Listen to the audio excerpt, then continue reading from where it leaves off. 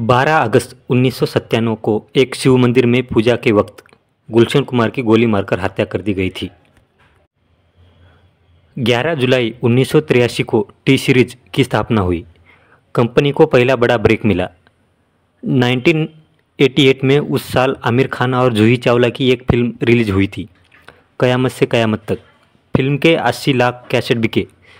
इसके बाद 1990 में आशिकी रिलीज हुई और उसकी म्यूजिक एल्बम ने तो रिकॉर्ड ही तोड़ दिए।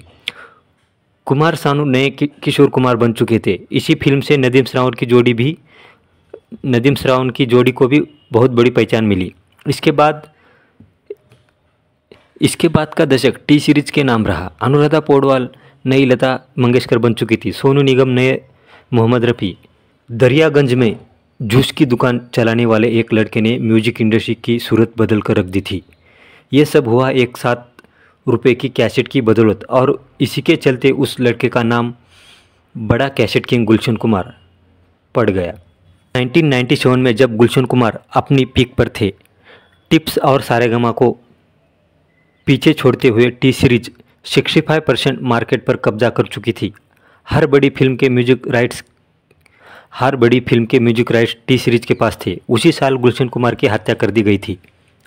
ये वो दौर था जब अंडरवर्ल्ड और फिल्म इंडस्ट्री का रिश्ता जग जाहिर था। रियल स्टेट चरमरा चुका था और जब फिल्म इंडस्ट्री के लोग अंडरवर्ल्ड के निशाने पर थे। गुलशन कुमार की हत्या में भी अंडरवर्ल्ड का ही हाथ था। हत्या की चार्जशीट में अबू सलेम का नाम भी शामिल था, लेकिन जब भी अदालत में उसका नाम आया, उसके नाम के आगे एब्सेंट लिख दिया गया। तब भी जब वो मुंबई में ही आर्थर रोड जेल में सज़ा काट रहा था। गुलशन कुमार हत्या में अबू सलेम पर केस क्यों नहीं चल रहा?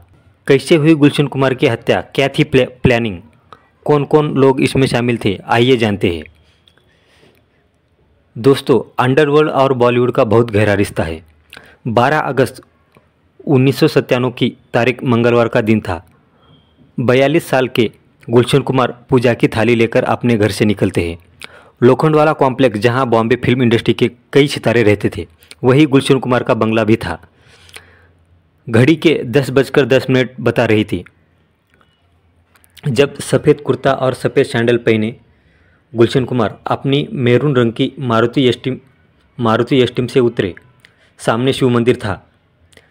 जीतनगर में बना ये मंदिर करीब 4 साल पहले गुलशन कुमार को दिखा था। भगवान शिव पार्वती के भक्त गुलशन कुमार ने महंगे टाइल लगाकर मंदिर को नया बनवाया।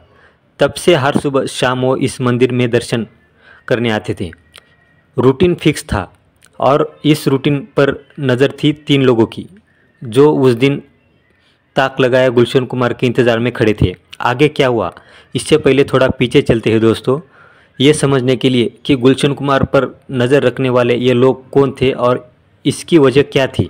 1994 से जावेद रियाज सिद्दीकी नाम के एक फिल्म प्रोड्यूसर हुआ करते थे। सिद्दीकी एक फिल्म बना रहे थे, नाम था तू विश मैं अमृत।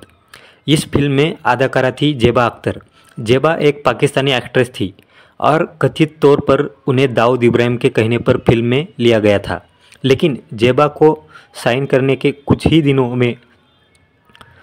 दिनों में सिद्दीकी ने उन्हें हटाने का फैसला किया। इसी के चलते यूपी के तत्कालीन मुख्यमंत्री कल्याण सिंह ने उन्हें एक बॉडीगार्ड भी मुहैया कराया था। मुंबई 1994 से 1997 के बीच कई फिल्म प्रोड्यूसरों को धमकियां मिली। इनमें सुभाष घाई और गुप्त और मोहरा फेम राजू राय का नाम भी शामिल था। फिर आया साल 1997। उस साल नदीम श्रवण जोड़ी फेम नदीम सैफ़ी ने एक एल्बम लॉन्च की। एल्बम का नाम था हाय अजनबी। इस एल्बम के कुछ गानों को नदीम ने खुद गाया था। नदीम चाहता था कि टी सीरीज इस एल्बम के राइट्स खरीद के इसे प्रमोट करे, लेकिन गुलशन कुमार इस बात से तैयार नहीं हुए।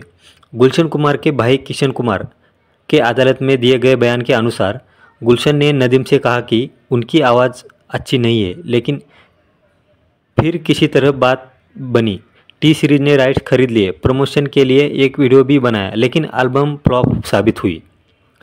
नदीम ने इसका दोष गुलशन कुमार को दिया। उसे लगता था कि ठीक से पब्लिसिटी ना होने के चलते फिल्म फ्लॉप हुई है। अदालत में किशन कुमार ने बताया कि एक मुलाकात के दौरान नदीम ने गुलशन को देख लेने की धमकी दी थी। इसके बाद 5 अगस्त 1997 को गुलशन कुमार के पास एक कॉल आया। दूसरी तरफ अंडरवर्ल्ड डॉन अब्बू सलेम की आवाज़ थी। फ़ोन पर बात कुछ ऐसे हुई, वैष्णो देवी में रोज़ लंगर खिलते हो, वैष्णो देवी में रोज़ लंगर खिलते हो, कुछ हमें भी खिलाओ, ऐसा सलेम ने कहा। इसके बाद सलेम ने 10 खोखे यानी 10 करोड़ की मांग की। इसी कॉल में सलेम ने पूछा कि तुमने नदीम की एल्बम को सही से प्रमोट क्यों नहीं किया। तब गुलशन कुमार ने जवाब दिया कि नदीम की आवाज़ अच्छी नहीं है, इसलिए एल्बम फ्लॉप हुई। इसके बाद 9 अगस्त को एक बार दोबारा अब्बू सलेम का कॉल आया। किशन कुमार अदालत में बताते हैं कि इस कॉल में दोबारा पैसों की मांग दोहराई गई। सलेम ने कहा कि तुम अंडरवर्ल्ड को हल्के में ले रहे हो। खास बात ये थी कि सलेम ने इसमें मुंबई पुलिस का जिक्र भी किया। बोला, तुम अभी तक पुलिस के पास नहीं गए, मतलब तुम हमें सीरियसली नहीं ले रहे, आगे जो भी होगा उसकी जिम्मेदारी तुम्हारी होगी। ये कह के सलेम ने फ़ोन काट। वो हफ्ता आया अगस्त में। उस दिन गुलशन कुमार का गार्ड भी उनके साथ नहीं था। तबीयत खराब होने के चलते वो घर पर ही रुक गया था। 10:40 पर गुलशन कुमार मंदिर से पूजा करके अपनी गाड़ी की तरफ वापस आते हैं। कुछ कदम चलते ही गुलशन कुमार को अपनी कानपट्टी पर एक रिवॉल्वर महसूस होता है। दूसरी तरफ से जवाब आता है, बहुत कर ली पूजा, अब ऊपर जाकर करना। एक गोली चलती है और गुलशन कुमार के माथे को छूकर निकल जाती है। वो ज़मीन पर गिर जाते हैं। पूजा का सारा सामान भी बिखर जाता है।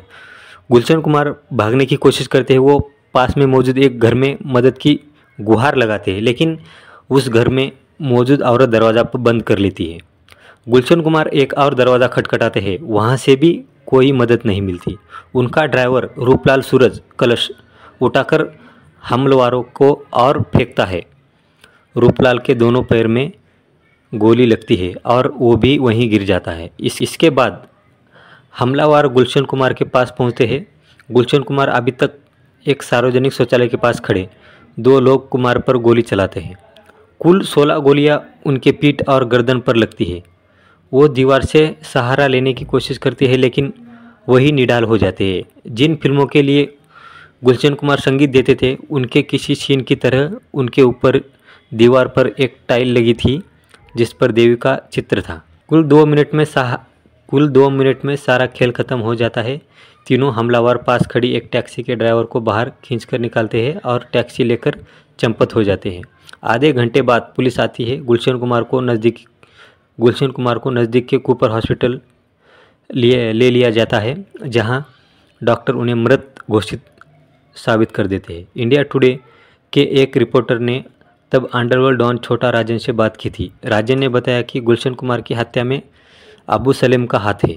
उसने ये भी बताया कि डायरेक्टर राजीव राय पर हमला भी अब्बू सलेम ने कराया था और ये सब दाऊद के इशारे पर हो रहा था।